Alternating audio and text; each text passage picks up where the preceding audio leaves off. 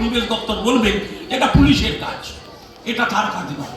এভাবেই আপনার গাছ কাটা থেকে শুরু করে, গাছ কাটতে গেলে গাছ কাটছে তার বিরুদ্ধে আপনি বলছেন যে এই গাছ কাটাটা ঠিক না, আপনি কার কাছে যাবেন? আপনি স্বাভাবিকভাবে এটা পরিবেশের বিষয়, স্বাভাবিকভাবে আপনি পরিবেশ দপ্তরকে জানাবেন না, পরিবেশ দপ্তর বলে দেবে যে এটা পরিবেশ দপ্তরের বিষয় নয়।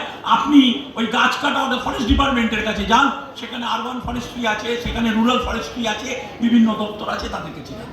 ফলে পরিবেশ আইনের একটা সবলতার দিক এটা যে প্রথম যখন 70-এর দশকে 74 সালে আপনারা জানেন কি ব্রিটিশ আমলে একটা আইন হয়েছিল, সেই আইনটা হচ্ছে স্মোক নুইসেন্স অ্যাক্ট। এটাই বলতে পারেন প্রথম পরিবেশ আইনের জন্য, অর্থাৎ ধোঁয়া।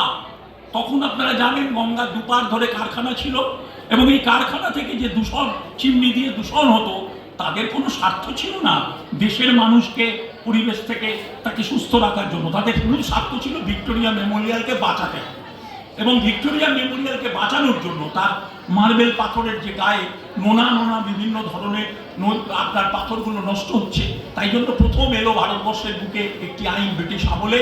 সেই আইনটির নাম হচ্ছে স্মোক নুইসেন্স অ্যাক্ট, অর্থাৎ কল কারখানার যত চিমনি আছে এই চিমনিগুলো যাতে নুইসেন্স, অর্থাৎ এই ধোঁয়া দিয়ে কোনো রকমের আপনার নোংরা আপনার বিভিন্ন নির্গত ধোঁয়া নির্গত কোনো রকমের দূষণ সৃষ্টি না হয়, তার জন্য এগুলো পরীক্ষা নিরীক্ষা করবে কে? এই দপ্তরের দায়িত্বে কে? Factories director.